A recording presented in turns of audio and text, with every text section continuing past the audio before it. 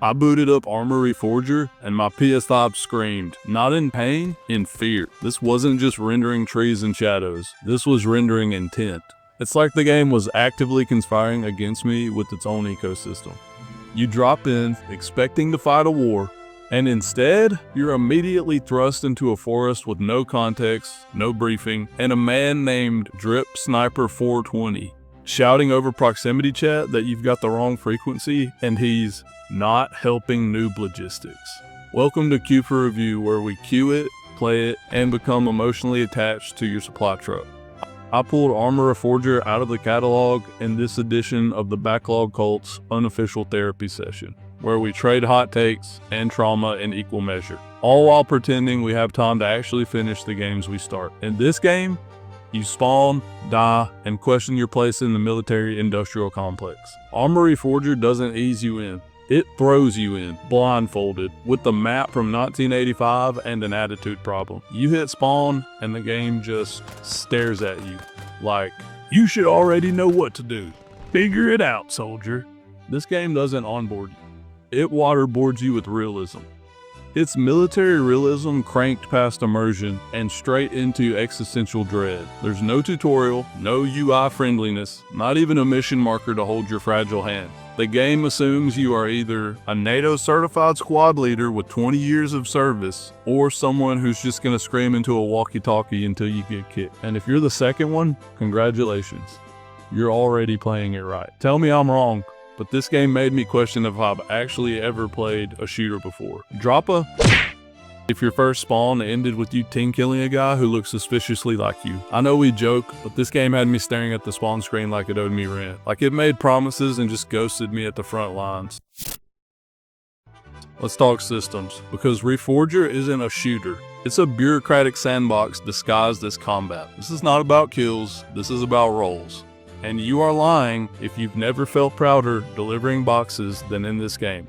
Okay, maybe Death Stranding, but that's for another day. You don't win wars in Reforger by going full Rambo. You win by managing inventory, coordinating squad logistics, and yelling, "Build the fob," while trying to figure out if the hammer tool is actually equipped or just gaslighting you again. The combat loop goes like this.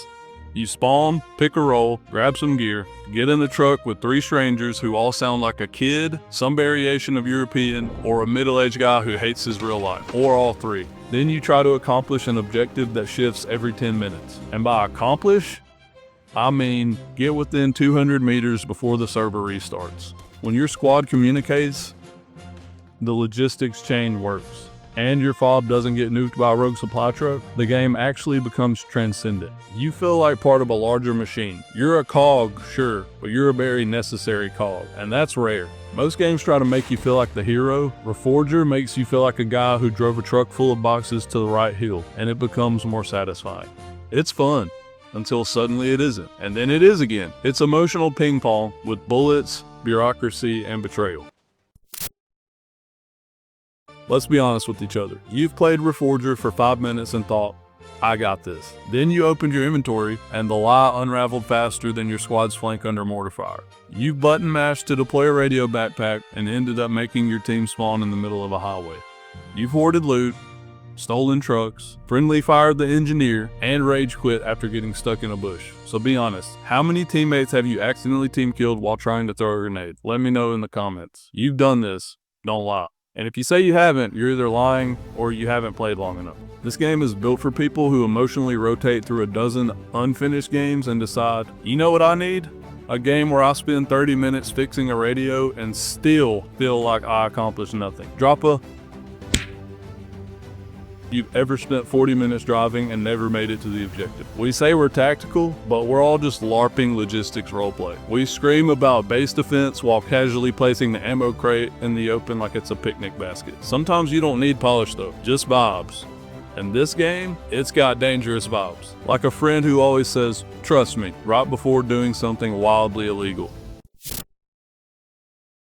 There was a moment I just arrived to the enemy base. I had snuck my way through the forest, called reinforcements, got the squad coordinated. I approached the base ready to conquer, proud, fulfilled. Then someone flew directly over me with night vision and a little bird and shot a missile straight through my face. Not beside it, not past it, through it. I sat there and thought about 40 minutes of work that just vaporized in one frame right before I was back at the spawn screen. And then I laughed, not out of joy, but because Reforger broke something inside me and replaced it with acceptance. This game is beautifully cruel. Every system is fragile. Every plan can crumble under the weight of a single panicked teammate pressing G instead of F.